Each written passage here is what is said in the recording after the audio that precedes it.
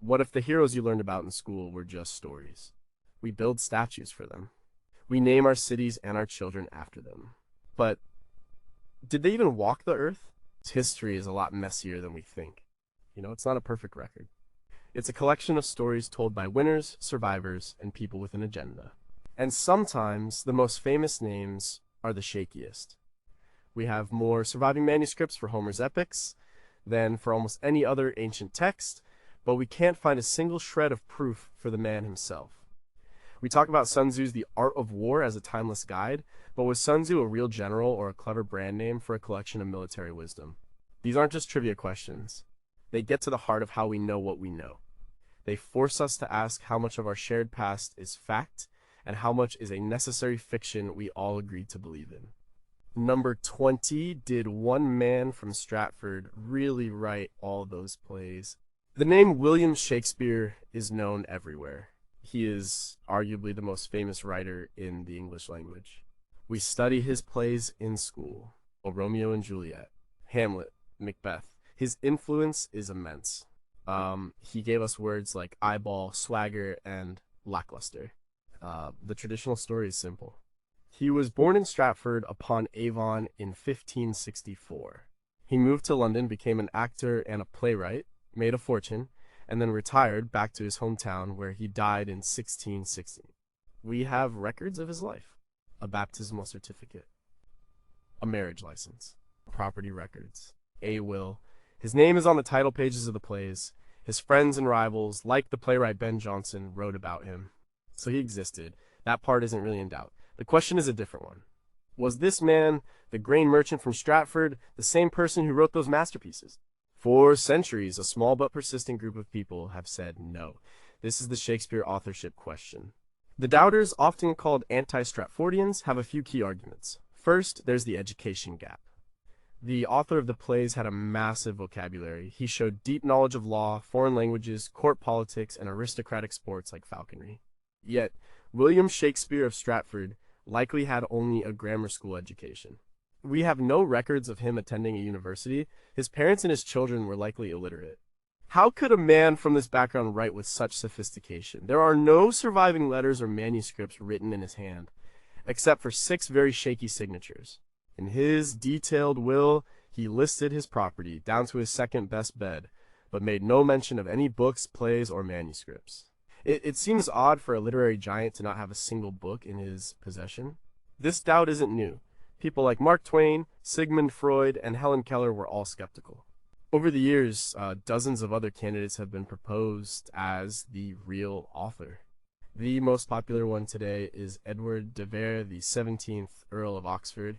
This theory was first seriously proposed by J. Thomas Looney in his 1920 book, Shakespeare Identified.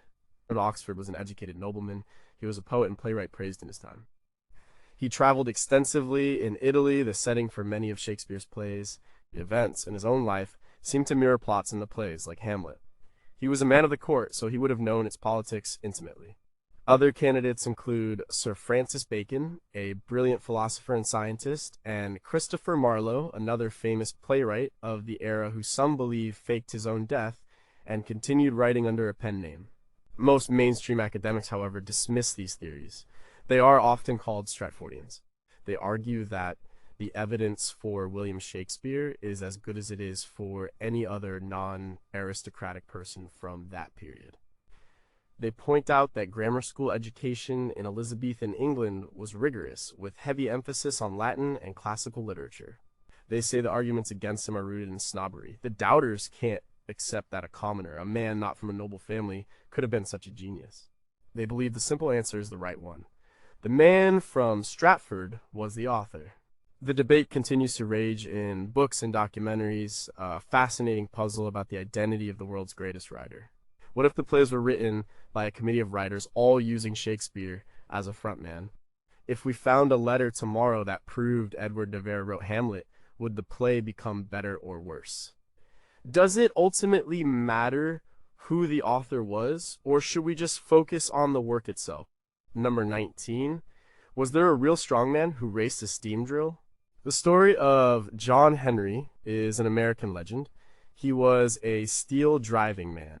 an African-American folk hero of immense strength. The tale goes that in the 1870s, during the construction of a railroad tunnel, John Henry competed against a steam-powered drill. He was determined to prove that a man was better than a machine. With a hammer in each hand, he swung with incredible speed and power. In the end, he won. He drilled a deeper hole than the machine, but the effort was too much. His heart gave out, and he died with his hammer in his hand. It's a powerful story about human spirit versus industrial progress. It became the subject of countless songs, books, and poems. The Ballad of John Henry is one of America's most famous folk songs. But was John Henry a real person? The evidence is tangled and thin. Historians have tried to pin down the man and the event for decades. Two main contenders for the location of the legendary contest have emerged. One is the Big Bend Tunnel on the Chesapeake and Ohio Railway in West Virginia. The C&O Railway did drive this tunnel through a mountain between 1870 and 1872. Historical records show that hundreds of African-American laborers worked on it under brutal conditions.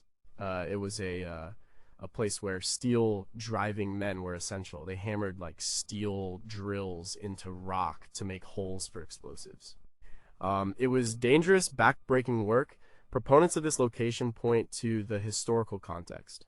The timing is right, and the type of work matches the legend perfectly. Another possible location is the Coosa Mountain Tunnel, or the Oak Mountain Tunnel of the Columbus and Western Railway in Alabama, built a bit later in the 1880s.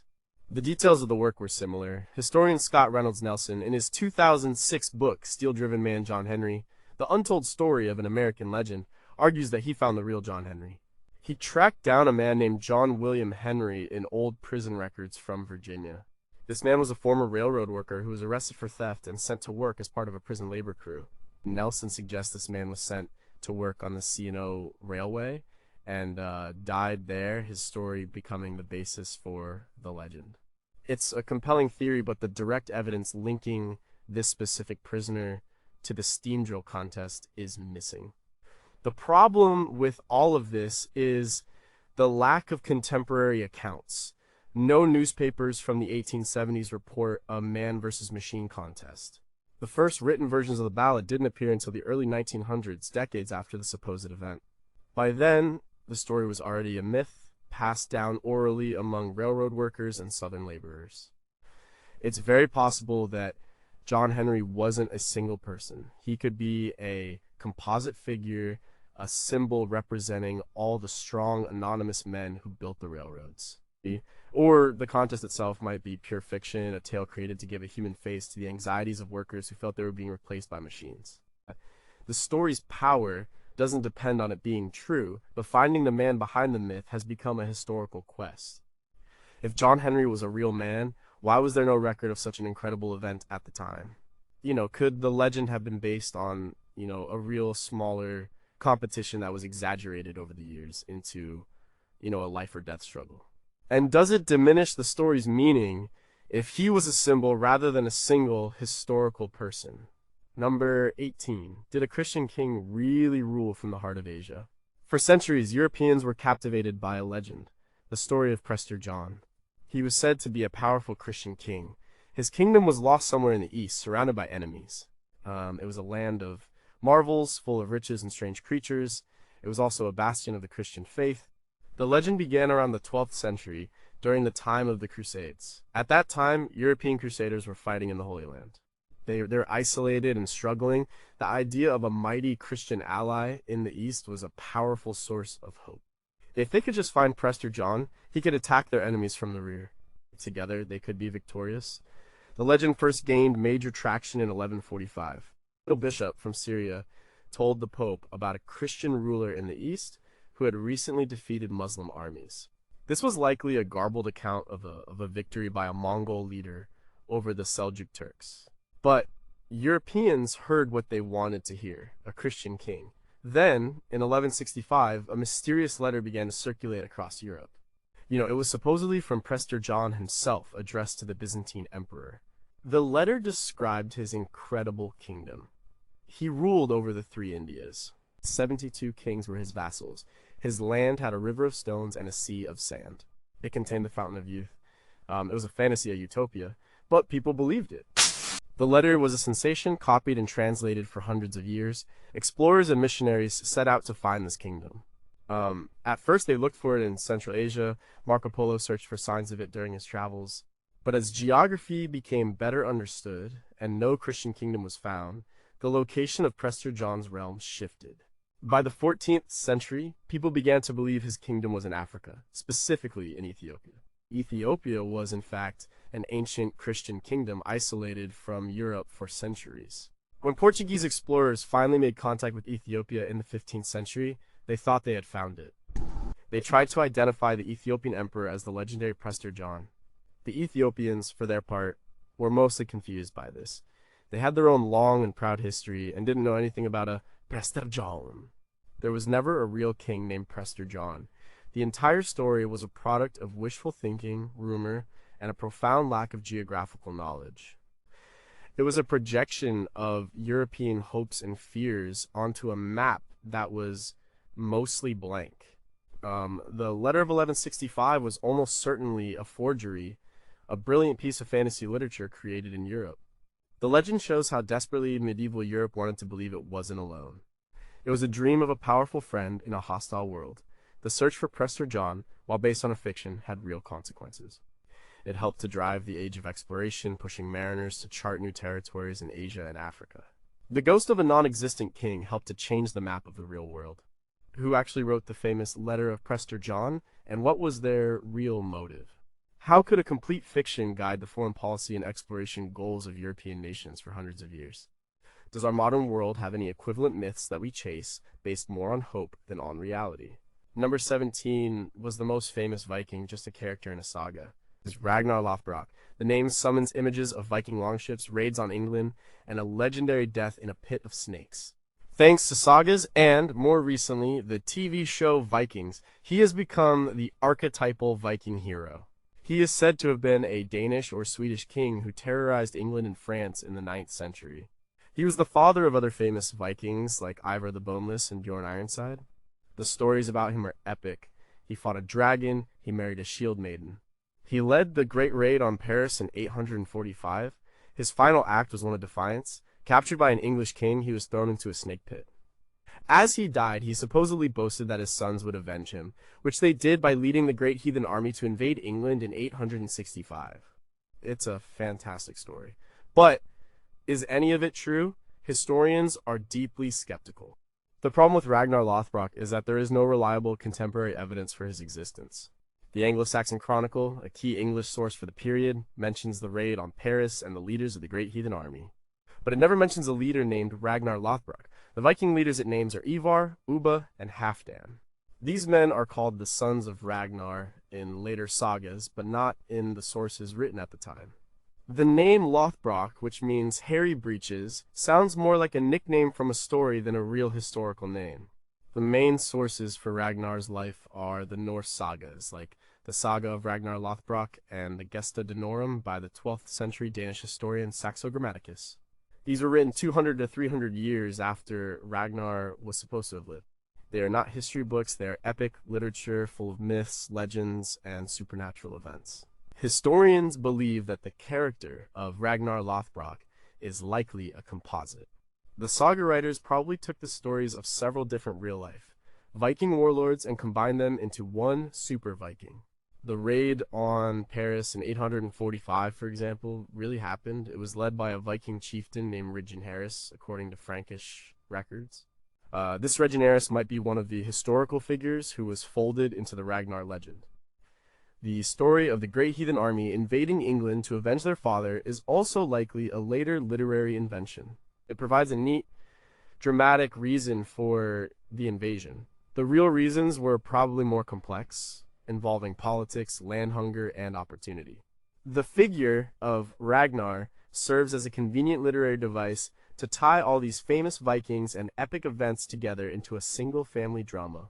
He is a legendary ancestor, a founding father of the Viking Age's most notorious dynasty. While the people called his sons, like Ivar the Boneless, were very real and terrifyingly effective military leaders, their famous father was probably a ghost, a hero created by poets long after the dragons were slain and the longships had rotted away. If Ragnar was an invention, who decided to create him and why? Did the saga writers knowingly combine historical figures, or did they believe they were recording the life of a real person? how much of what we know about the Viking Age is actually just the plot of a centuries-old action story.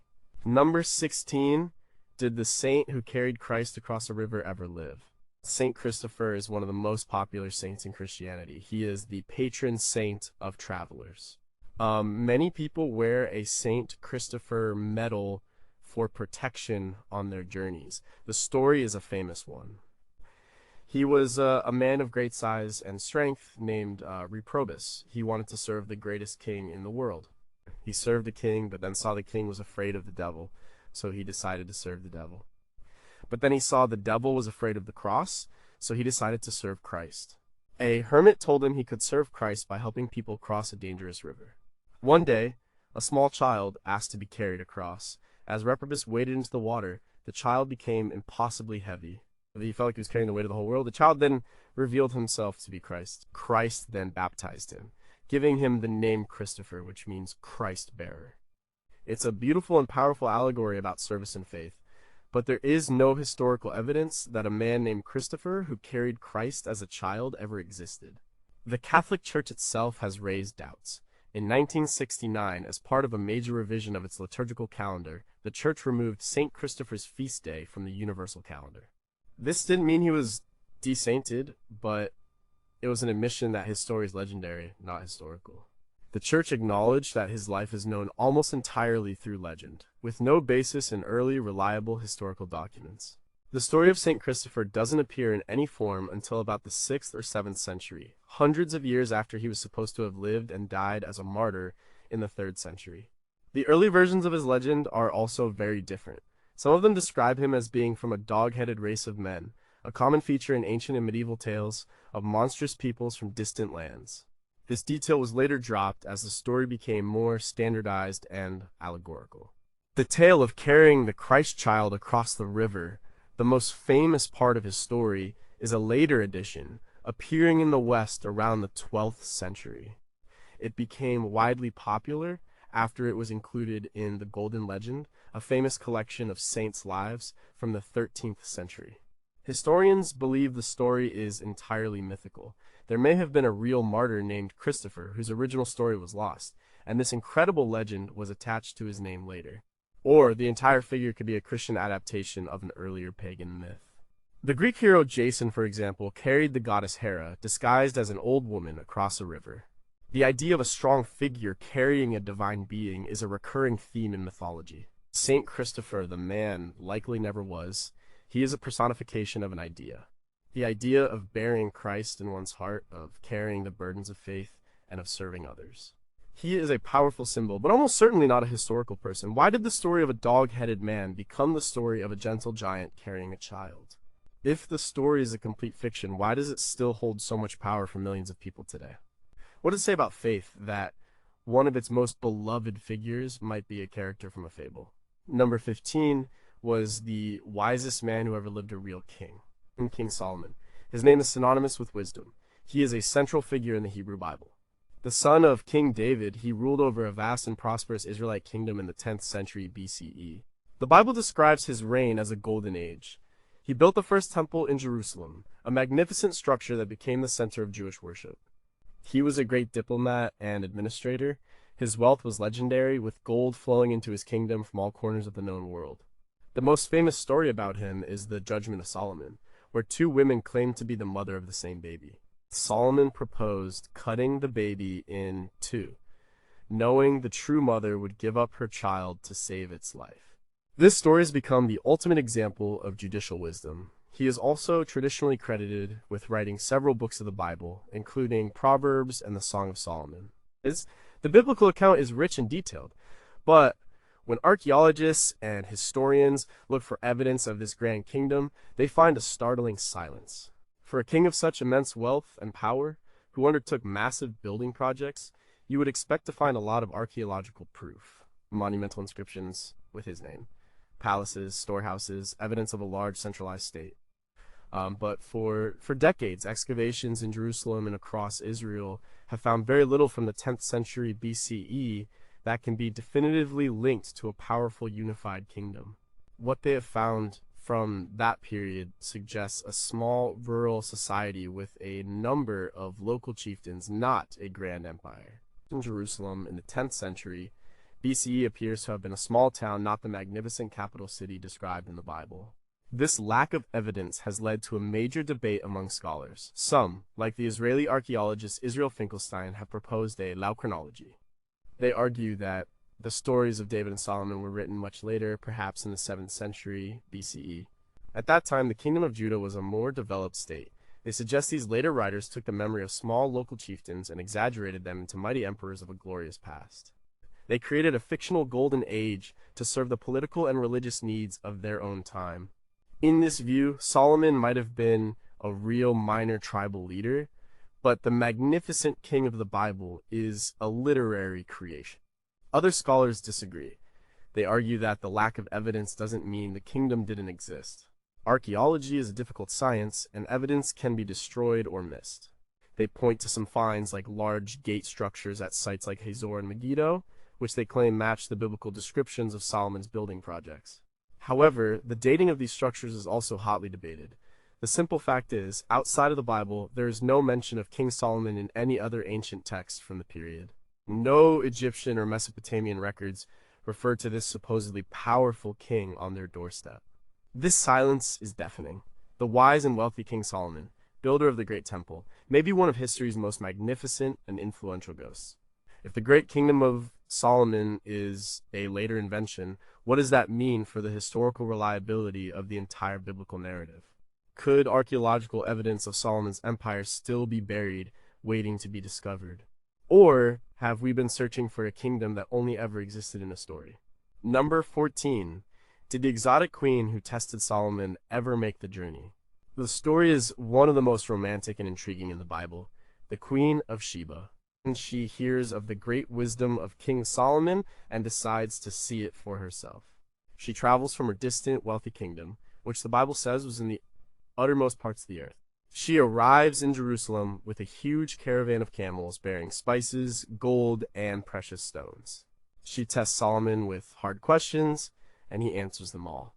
Amazed by his wisdom and the splendor of his court, she praises his God and gives him the treasures she brought.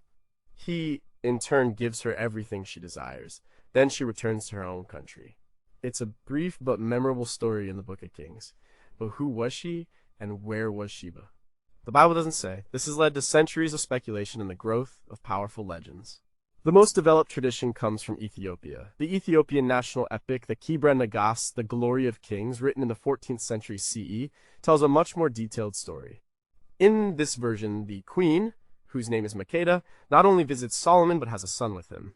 This son, Menelik, becomes the first emperor of Ethiopia. The story claims that Menelik later visited his father in Jerusalem and on his way home brought the Ark of the Covenant with him to Ethiopia, where many believe it remains to this day. This story is a foundational myth for Ethiopian national and religious identity. It connects the Ethiopian monarchy directly to the biblical House of David. Another strong candidate for the location of Sheba is in southern Arabia in modern-day Yemen. Ancient kingdoms did exist there, and they grew wealthy from the trade in frankincense and myrrh. The Sabaean kingdom, centered around the city of Marib, was a major power in the region. The timeline is a bit problematic, as the peak of the Sabaean kingdom seems to be a few centuries after Solomon was supposed to have lived. But it's geographically plausible. A queen from a rich Arabian kingdom, controlling the lucrative spice trade, would have been a worthy visitor for a king in Jerusalem. The problem is the same one we have with Solomon. There is no archaeological or textual evidence for the Queen of Sheba's existence outside of religious texts. No inscriptions from Yemen or Ethiopia mention a queen who made a great journey to Jerusalem in the 10th century BCE. The story in the Bible is short and has the feel of a folktale, designed to demonstrate Solomon's fame and wisdom. It shows that his reputation was so great that even a mysterious rich queen from the edge of the world came to see him. Many historians believe she is not a historical figure. She is a literary character, a symbol of exotic wealth and wisdom brought in to magnify the glory of Solomon. The elaborate stories that grew up around her in Ethiopia and in Islamic tradition are testaments to the power of a good story, but they are not history.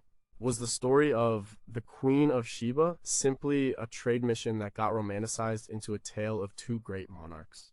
If she never existed, how did she become the foundation of a national identity for an entire country? Is it possible that the historical core of the story is real, but all the records have been lost to time? Number 13, did the lawgiver of the Exodus actually lead his people? Moses is a towering figure in Judaism, Christianity, and Islam. He is the prophet who led the Israelites out of slavery in Egypt. He parted the Red Sea. He received the Ten Commandments from God on Mount Sinai. He guided his people through the wilderness for 40 years. He is the traditional author of the Torah, the first 5 books of the Bible. His story is the foundational epic of the Israelite nation. Without Moses, these religions would look very different. He is the ultimate lawgiver, leader, and intermediary between God and humanity. But did he exist? From a purely historical and archaeological perspective, the answer is a resounding silence. There is no evidence for a man named Moses in any Egyptian records. The Egyptians were meticulous record keepers, yet their vast archives of texts and inscriptions contain no mention of an Israelite slave population, no series of catastrophic plagues, no defeat of the Pharaoh's army at the Sea of Reeds, and no mass departure of a foreign people. This is a huge problem. An event of the magnitude of the Exodus, as described in the Bible, should have left a major mark on Egyptian history. It did not. Likewise, archaeological surveys of the Sinai Peninsula have found no evidence of a large population, upwards of 600,000 men plus women and children, as the Bible states, wandering there for 40 years. 40 years of encampment by a population of that size would leave a massive archaeological footprint. Pottery, campsites, graves. But archaeologists have found nothing that corresponds to the biblical story from the supposed time of the Exodus around the 13th century BCE. This has led most modern historians and archaeologists to conclude that the Exodus, as described in the Bible, did not happen. At least, not in the way the story is told. So, what about Moses himself? If the central event of his life story didn't happen, it becomes very difficult to argue for his historical existence. His name, Moshe, is Egyptian sounding, which is plausible, but his life story is filled with folkloric elements. The story of him being placed in a basket in the river is very similar to an older Mesopotamian legend about King Sargon of Akkad. This suggests it's a common birth of a hero motif, not a historical memory. The scholarly consensus today is that Moses is a legendary figure. The story of the Exodus is likely a foundational myth. It may have been inspired by the collective memory of smaller groups of Semitic people who did leave Egypt at various times, or by the historical memory of the Egyptian domination of Canaan. These smaller stories may have been woven together over centuries into one grand epic of national liberation, with Moses created as the central hero. He is the embodiment of the law and the covenant with God. Whether he was a real man whose story was exaggerated or a complete literary invention is a question that we may never be able to answer. He exists as a powerful cultural and religious force, but the historical man remains entirely out of reach. If the Exodus never happened as told, where did this powerful and detailed story come from? Could Moses have been a real Egyptian official who led a small group of followers out of the country, his story later magnified 1,000 times over? What does it mean for a faith if its founding prophet is a figure of legend, not history? Number 12. Was the Swiss folk hero a real crossbowman? The story is one of the great tales of defiance against tyranny. William Tell was a crossbowman from the canton of Uri in Switzerland in the early 14th century. The land was under the harsh rule of the Austrian Habsburgs. The tyrannical local official, Albrecht Gessler, placed his hat on a pole in the town square and demanded that all the townspeople bow to it. William Tell, a proud man, refused. He was arrested. Gessler, knowing of Tell's skill with a crossbow, devised a cruel punishment. Tell must shoot an apple off his own son's head. If he succeeded, they would be freed. If he failed, they would both die. In the tense town square, Tell took 2 bolts for his crossbow. He took aim and fired. The first bolt pierced the apple perfectly, leaving his son unharmed.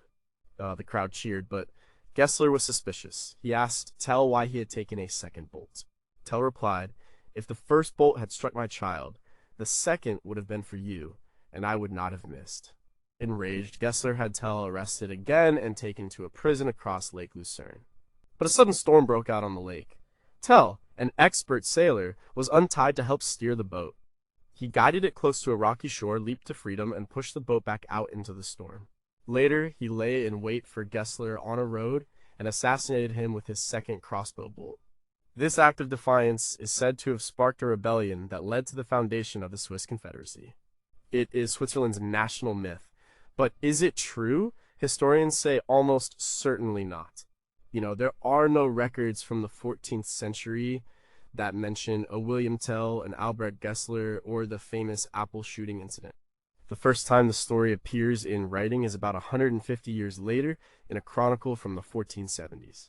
From there, it grew, being embellished and popularized, most famously by the German playwright Friedrich Schiller in his 1804 play Wilhelm Tell. The story became a symbol of freedom and resistance around the world. The core of the story, the motif of a master archer forced to shoot an object off a child's head, is not unique to Switzerland. It's an old folktale that appears in many other cultures. A very similar story is told about a 10th century Danish hero named Palnatoke in the Gesta Danorum, the same book that tells of Ragnar Lothbrok. The tale appears in Old English ballads and in Norse sagas. It seems to be a wandering legend that the Swiss adopted and made their own, attaching it to their own struggle for independence. The characters, Tell and Gessler, are likely fictional archetypes, the brave peasant hero and the cruel foreign tyrant. The story served a powerful purpose. It gave the Swiss a founding hero, a simple man who stood up to an empire and won. It provided a dramatic and personal origin story for their nation. If William Tell never existed, does that make the Swiss struggle for independence any less real? Why do so many cultures have a version of this specific apple shooting story? What does it say about us that we need to create individual heroes to represent complex historical movements? Number 11.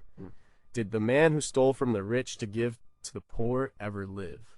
Robin Hood is a hero of folklore, the skilled archer and swordsman, the leader of a band of merry men in Sherwood Forest.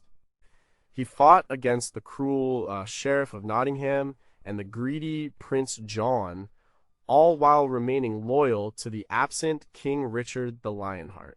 He stole from the rich and gave to the poor. His story is a timeless tale of justice, rebellion, and adventure. He is one of the most famous figures in English folklore, the subject of countless books, ballads, and movies. But if you try to find the historical Robin Hood, you'll find yourself chasing a shadow.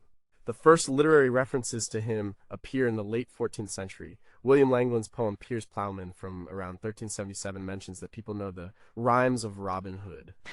This tells us that stories about him were already common by then, but it doesn't tell us if he was a real person. The earliest surviving ballads about him, like a Jest of Robin Hood, come from the 15th century. These early versions portray him as a yeoman, a free man of the common people. He is a violent and cunning outlaw, not necessarily a hero of the poor.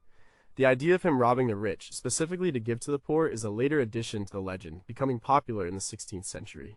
The character of Maid Marian, his love interest, also doesn't appear in the earliest tales. Historians have spent centuries trying to identify a real person who could be the basis for the legend. They've scoured court records and legal documents from the 12th and 13th centuries. They have found several men named Robert Hood or Robhod who were declared outlaws. The name was quite common. One candidate is a Robert Hood from Yorkshire who appears in court rolls in 1225.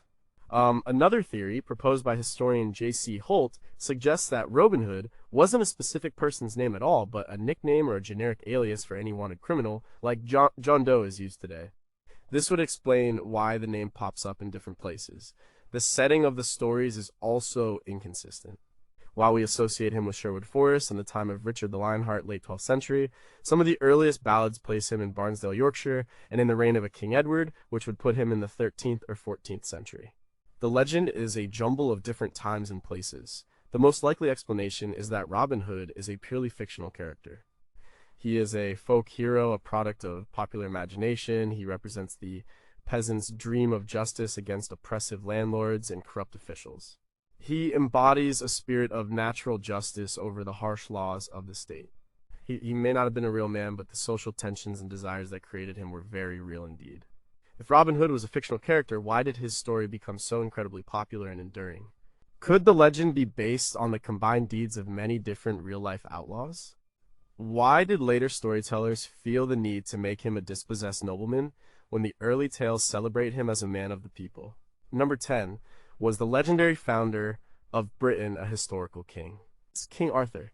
The name itself is legendary. The noble king of Camelot, the wielder of the magical sword Excalibur, the husband of Queen Guinevere, the leader of the Knights of the Round Table. His story is one of chivalry, magic, love, and betrayal. It is the central myth of Great Britain. For centuries, people believed he was a real historical king who led the Britons in a heroic defense against the invading Anglo-Saxons in the late 5th or early 6th century.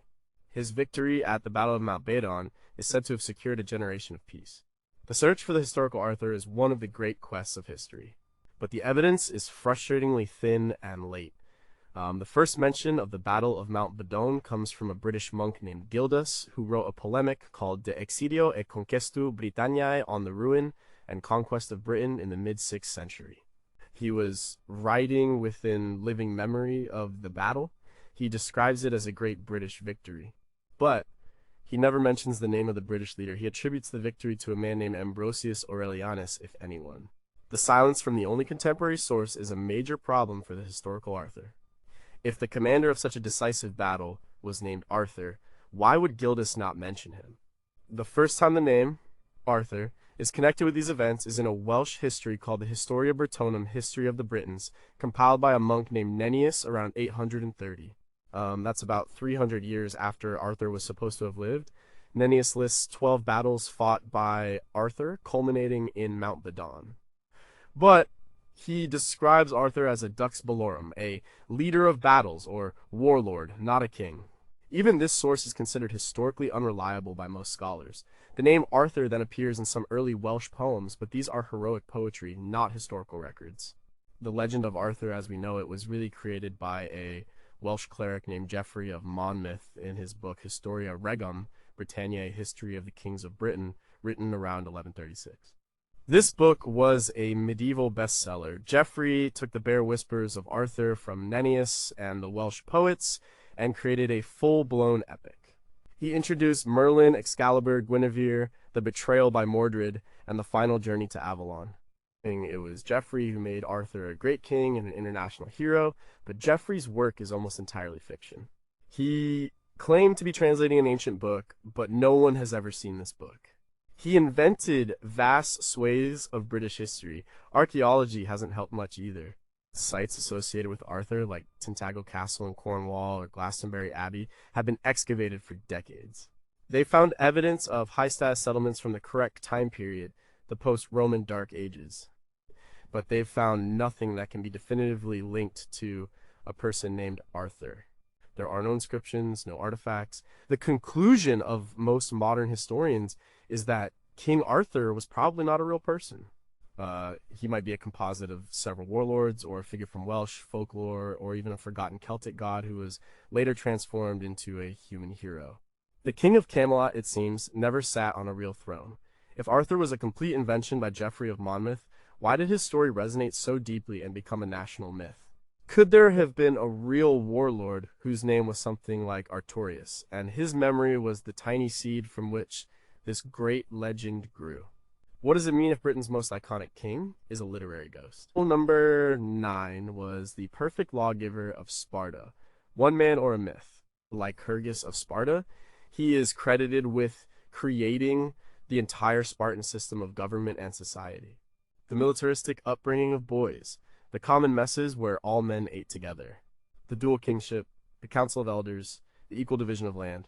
According to classical writers like Plutarch and Herodotus, Lycurgus was a single, brilliant lawgiver who, around the 9th or 8th century BCE, completely reformed Sparta.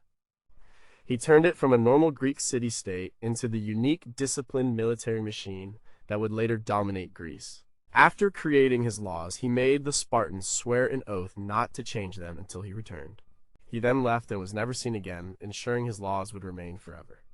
It is a dramatic story of a founding father. But did a man named Lycurgus actually do all this?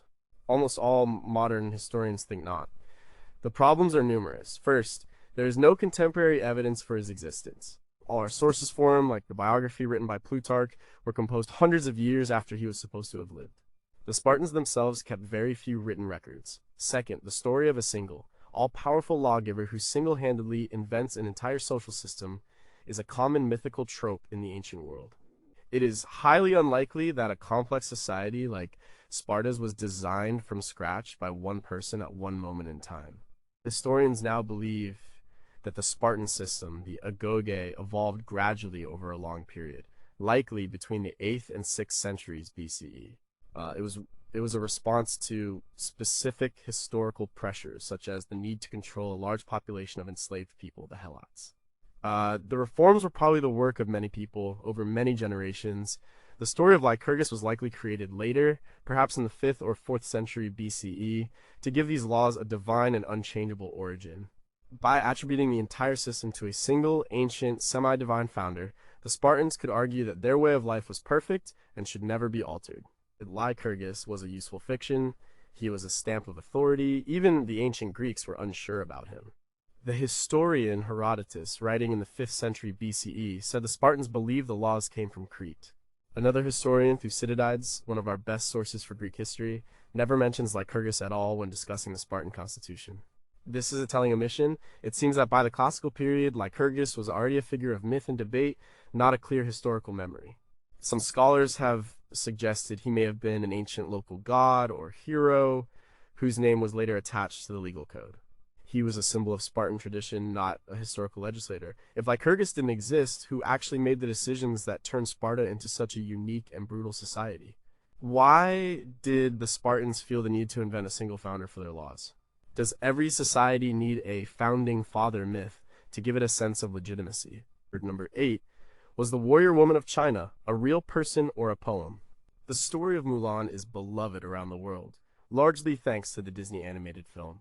The legend tells of a young woman in ancient China. The emperor is conscripting one man from every family to fight in a war against invaders from the north. Mulan's father is old and sick, but he has no adult son to take his place. To save him, Mulan disguises herself as a man and joins the army. She fights for 12 years, rising to high rank through her skill and bravery. No one ever discovers her secret. When the war is over, the emperor offers her great rewards, but she asks for nothing more than a horse to ride home. Once home, she removes her armor and puts on her woman's clothes, astonishing her former comrades. This powerful story of filial piety and courage has been an inspiration in China for centuries. But was Mulan a real woman? The answer is almost certainly no. The story first appears not in a history book, but in a poem. The Ballad of Mulan was likely composed in the 5th or 6th century CE in northern China, a period of frequent warfare. The original poem is short and simple. It doesn't give a specific time period or name the emperor or the enemy. These details were added by later writers. Over the centuries, the story was retold and expanded. It was included in anthologies of folk songs. During the Ming Dynasty 1368 to 1644, the writer Xu Wei wrote a popular play called The Heroine Mulan Goes to War in Her Father's Place. This play added many of the dramatic details we now associate with the story, giving her a family name, Hua Mulan, and a more detailed backstory. It was these later, more novelistic versions that cemented Mulan as a historical figure in the popular imagination. But there are no historical records from the period the ballad was written, or any earlier period, that mention a female warrior who disguised herself as a man and served in the army for years. The Ballad of Mulan is best understood as folklore. It expresses important cultural values. The most important is filial piety, the duty of a child to their parents. Mulan's primary motivation is to save her father. The story also plays with ideas of gender roles. It shows that a woman can be as brave and capable as any man. But it also ends with her happily returning to a traditional female role, reassuring a patriarchal society. She is a temporary exception, not a permanent revolutionary.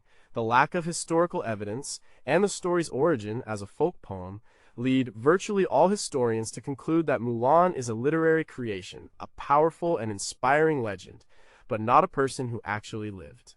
If Mulan wasn't real, what does her story tell us about the hopes and anxieties of the people who first told it? Why has this particular legend survived and thrived for over 1,500 years? Are there other historical figures who we accept as real, but who actually originated in a single poem or story? Number 7, did we invent the man who taught us how to think? Socrates is one of the most important figures in Western philosophy. He is often called the father of Western ethics. He lived in Athens in the 5th century BCE. He didn't write any books himself. Instead, he spent his life in the marketplace questioning people about their beliefs. What is justice? What is courage? What is virtue? This method of questioning, the Socratic method, is still used today. His relentless questioning of authority and tradition made him powerful enemies. In 399 BCE, he was put on trial for corrupting the youth and impiety.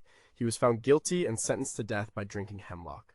His trial and death are among the most famous events in intellectual history. There is no doubt that a man named Socrates existed in Athens and was executed. The historian Xenophon and the playwright Aristophanes both wrote about him. So he was a real person. The question is a bit more subtle. The Socrates we know, the brilliant philosopher, the intellectual martyr, is a character in the writings of his most famous student, Plato. Almost everything we think we know about Socrates' philosophy comes from Plato's dialogues. In these dialogues, Socrates is the main character who always outsmarts everyone else in arguments. This creates what scholars call the Socratic problem. How much of the character Socrates in Plato's dialogues is the real historical Socrates, and how much is just Plato putting his own ideas into the mouth of his beloved teacher? It's an impossible question to answer definitively. The Socrates described by Xenophon is a much more practical and less philosophically radical figure than Plato's version. The Socrates satirized by Aristophanes in his play The Clouds is a bumbling fool who runs a think shop. Which one is the real Socrates? Or are they all just different interpretations of a man who was probably very enigmatic in real life? Many scholars believe that the early dialogues of Plato probably give us a reasonably accurate picture of the historical Socrates and his methods. But in Plato's later dialogues, the character of Socrates begins to express complex theories about metaphysics and politics, like the theory of forms, which most scholars believe were Plato's own inventions. In this sense, the Socrates who is the father of Western philosophy might not have existed. The real Socrates may have been a brilliant but eccentric man who mostly just asked questions and claimed to know nothing. The great philosopher Socrates, the one with all the answers and theories, might be a literary creation by Plato, a tribute to the man who inspired him. The line between the historical person and the literary character is hopelessly blurred. If Plato invented most of Socratic philosophy, should we be calling it Platonic philosophy instead? How would our understanding of history change if we discovered a lost manuscript written by Socrates himself? Is it possible that the most influential thinker in history never actually held the complex beliefs attributed to him? Number 6 was China's great sage one man or a school of thought. Confucius, or Confuzi, is China's most famous philosopher. He is believed to have lived from 551 to 479 BCE. His teachings have been the bedrock of Chinese culture, ethics, and politics for more than 2 millennia. He emphasized personal and governmental morality, correctness of social relationships, justice, and sincerity. His philosophy, Confucianism, focuses on creating a harmonious society through the cultivation of virtue in individuals and rulers.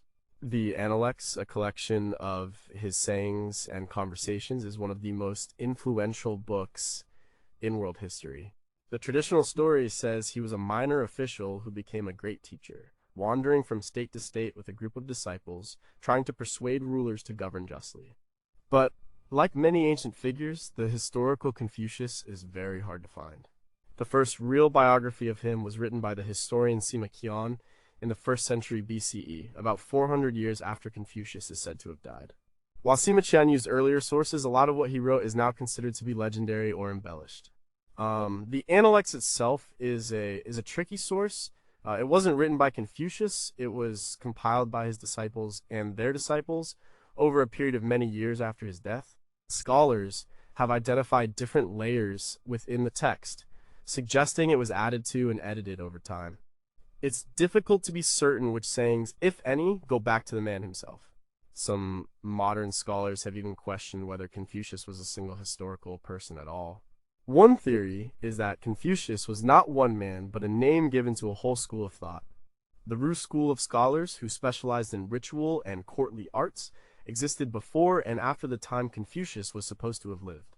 It's possible that the Analects represents the collected wisdom of this entire tradition, and that Confucius was created as a single founding figure to give the school more authority and a clear identity. In this view, he is a composite character, a symbol for an entire intellectual movement. Most historians do believe that a historical figure named Kongfu, Confucius' given name, probably did exist. He was likely a teacher in the state of Lu during the chaotic spring and autumn period. But he was probably not the towering figure that later tradition made him out to be. He was likely one of many thinkers of his time. It was only centuries later, during the Han Dynasty 206 BCE, 220 CE, that Confucianism was made the official state ideology.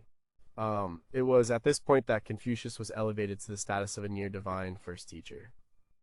His life story was embellished, and his teachings were standardized to serve the interests of the imperial state. The Confucius known to history is a figure that was constructed over centuries, a far cry from the likely reality of a modest teacher from the 6th century BCE.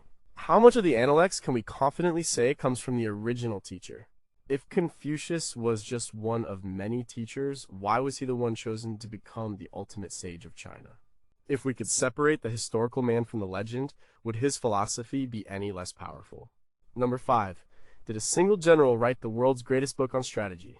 The Art of War? It is one of the most famous books ever written. A short, profound guide to strategy.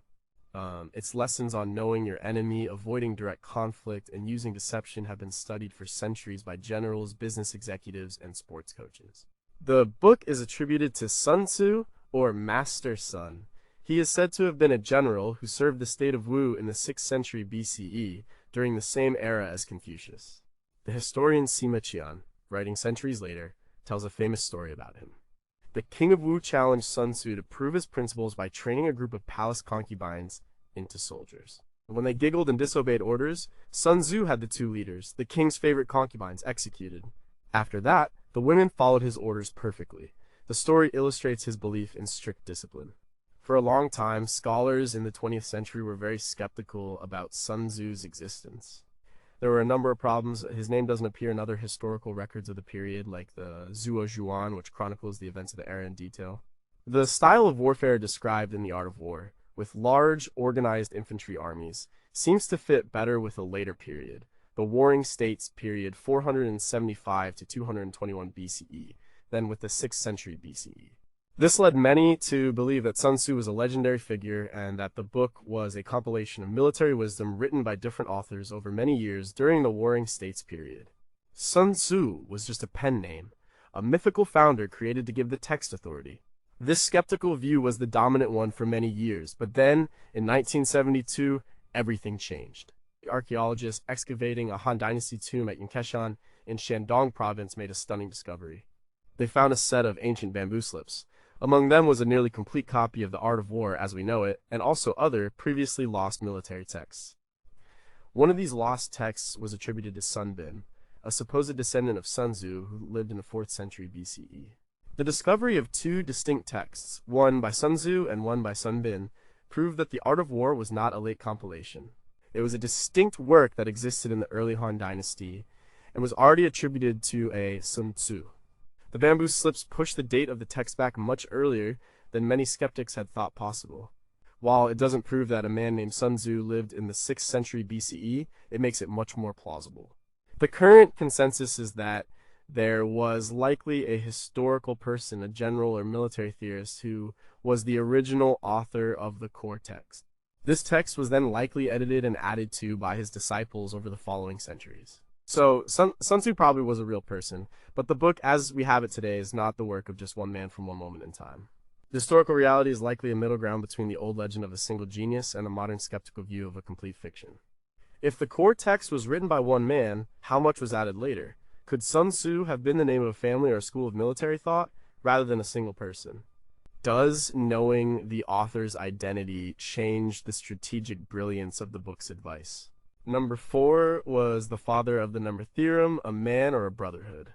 Pythagoras of Samos, he is one of the most famous names in the history of mathematics and philosophy. Every high school student learns the Pythagorean theorem about right-angled triangles. He is said to have lived in the 6th century BCE. The traditional story says he was a brilliant thinker who made major discoveries in math, music, and astronomy. He is also described as a mystical figure. He believed in the transmigration of souls, reincarnation, and founded a secretive brotherhood in Croton in southern Italy. This brotherhood, the Pythagoreans, was a community of scholars who lived a strict, ascetic lifestyle. They were vegetarians, and they followed a number of strange rules, like not eating beans. They believed that reality itself was mathematical in nature, that numbers were the ultimate principle of all things. This picture of Pythagoras is fascinating, but it is almost certainly a later construction. The problem is that Pythagoras, like Socrates, wrote nothing, or, if he did, none of it survives. All of our information about him comes from writers who lived hundreds of years later, like Diogenes Laertius and Iamblichus.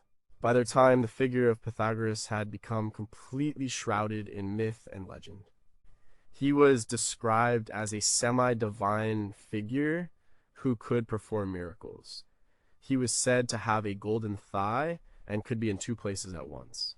These are not the hallmarks of a reliable historical biography. Many scholars now believe that it's impossible to know what, if anything, the historical Pythagoras actually discovered or taught.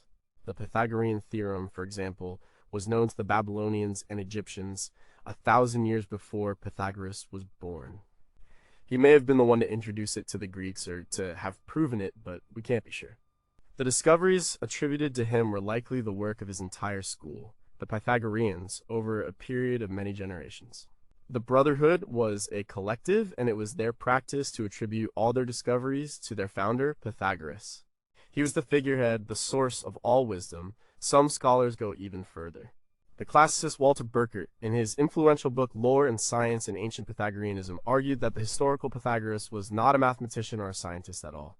He was more like a shaman or a mystic, a teacher of esoteric religious doctrines about the soul. The scientific and mathematical achievements came from later members of his school, who combined his mystical teachings with the new Greek interest in rational inquiry. In this view, the Pythagoras we learn about in math class, the rational scientist, might be a complete invention. The real man was a spiritual guru, and his name was later attached to a scientific tradition that he had very little to do with. The historical person and the legend have become impossible to separate. Did Pythagoras himself even know the theorem that bears his name? Was the secretive brotherhood a philosophical school or a religious cult? If all the discoveries were made by the group, why did they feel the need to give all the credit to one man? Number 3 was the founder of Taoism, a real old master. Laozi, or Old Master, he is the legendary founder of Taoism, one of China's most important philosophical traditions. He is said to be the author of the Tao Te Ching, a short, cryptic, and profound book that has been a source of wisdom for millennia. The Tao Te Ching teaches about the Tao, the natural, mysterious way of the universe. It advocates for a life of simplicity, humility, and wei wei, or effortless action, living in harmony with the Tao. The traditional story of Laozi, told by the historian Sima Qian, says that he was an archivist at the imperial court during the 6th century BCE, making him a contemporary of Confucius. Disgusted with the corruption of society, he decided to leave China and ride west on a water buffalo to live as a hermit. At the border, a gatekeeper recognized him as a wise man and begged him not to leave without writing down his teachings. Laozi agreed, wrote the 5,000-character Tao Te Ching, and then rode off, never to be seen again. It is a beautiful story, but it is almost certainly a legend. Historians have serious doubts about whether Laozi ever existed as a historical person. Sima Qian himself, in his biography, admits that the evidence is confusing. He notes that some people identify Laozi with another man, Lao Laizi, while others say he lived much later. The historical record is a mess. There is no reliable contemporary evidence of a court archivist named Laozi in the 6th century BCE. The Tao Te Ching itself also presents problems for the traditional story. Linguistic analysis of the text suggests it was not written by a single person in the 6th century BCE. It seems to be a composite text, an anthology of sayings and short poems that were likely compiled and edited over a long period, probably in the 4th or 3rd century BCE. This is hundreds of years after Laozi was supposed to have lived. The ideas and the language of the book fit much better into the philosophical world of the Warring States period than the earlier Spring and Autumn period. The most likely scenario is that the Tao Te Ching is a collection of wisdom from an oral tradition of anonymous sages and hermits. As these teachings were collected and written down, a founder figure was needed to give them authority. The legend of Laozi, the wise old master, was created. The story of him riding off on a water buffalo is a perfect symbolic ending for a philosophy that advocates for leaving behind the corruptions of society and returning to nature. He is the ideal Taoist sage, a character created to embody the teachings of the book. In this sense, Laozi is not a historical author, but the first and greatest literary character of Taoism. If the Tao Te Ching is a collection of anonymous wisdom, does that make it more or less profound? Who made the decision to compile these sayings into a single book? What was the purpose of creating the legend of the old man on the water buffalo? Number 2, was there one poet behind the West's first great epics? Homer. His name is the foundation of Western literature. He is the poet credited with composing the two great epic poems of ancient Greece, the Iliad and the Odyssey. The Iliad tells the story of the Trojan War. The Odyssey recounts the long journey home of the hero Odysseus. These poems were the Bible of the ancient Greeks. They were their source of history, morality, and theology. For centuries, everyone assumed that Homer was a real, single person, a blind poet who lived somewhere in Ionia in the 8th century BCE. But starting in the 17th century, scholars began to raise what is known as the Homeric question. The question is simple. Did a single person named Homer write both the Iliad and the Odyssey? The more radical question is, did anyone named Homer even exist? The skeptics, called the annalists, pointed out inconsistencies in the poems. The plots sometimes wander. There are differences in style and language between the two epics. They argued that the poems were not the work of a single author, but were stitched together from many smaller, independent folk songs or ballads that had been passed down for generations.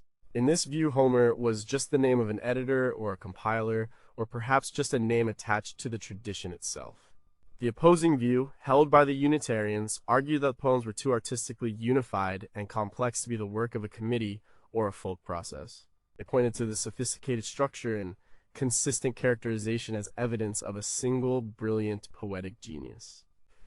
The debate raged for centuries. A major breakthrough came in the 1930s from the work of an American scholar named Milman Parry. Parry studied the living oral epic traditions of Yugoslavia. He saw how illiterate bards could compose and perform incredibly long and complex epic poems entirely from memory. They didn't memorize the poems word for word. Instead, they used a complex system of formulas, stock phrases, and repeated scenes. A phrase like swift-footed Achilles is a formula. The bard has thousands of these building blocks in his head, and he pieces them together in the act of performance. Each performance is slightly different, but the story is the same. Parry's research, continued by his student Albert Lord, showed that the Iliad and the Odyssey have all the hallmarks of this kind of oral formulaic composition. This discovery revolutionized Homeric studies. It means the poems were not written down by a poet sitting at a desk. They were the product of a long tradition of oral performance. So where does that leave Homer? The modern consensus is a kind of middle ground. Most scholars now believe there was probably a real brilliant oral poet, perhaps named Homer, who lived around 750 to 700 BCE. He did invent the stories of Troy and Odysseus. These stories had been circulating in the oral tradition for centuries. But he was the one who gave them their classic monumental form. He was a master of the tradition who created the specific versions of the Iliad and the Odyssey that were eventually written down. In this view, he wasn't the first poet of the tradition, but he was the best, the one whose performance was so masterful that it became the standard. The man himself remains a complete mystery. We have no historical details of his life. He is nothing but a name, a shadow behind the greatest stories ever told. If the poems were composed orally, how did they get written down with such precision? Was there one Homer who dictated the poems to a scribe, or were they the work of a whole school of bards? If we accept he was a real person, could he really have been blind? Or is that just part of the myth of the blind seer? Number 1, what can we really know about the man from Nazareth, or Jesus of Nazareth? No figure has had a greater impact on human history. For Christians, he is the Son of God, the Savior of humanity. His life and teachings are the basis of the world's largest religion. The story is known to billions. He was born in Bethlehem, performed miracles, preached a message of love and salvation, was crucified in Jerusalem by the Romans, and rose from the dead. But if we strip away the theology and ask a purely historical question, what can we say about the man? Did a historical Jesus really exist? The overwhelming majority of historians, both secular and religious, agree that he did. A man named Jesus, a Jewish teacher from Galilee, lived in the early 1st century and was executed by the Roman prefect Pontius Pilate. The evidence for this is not as strong as we might like, but it is there. The main sources are, of course, the Gospels of the New Testament. These are not objective historical biographies. They are theological documents written decades after Jesus' death by followers who believed he was the Messiah.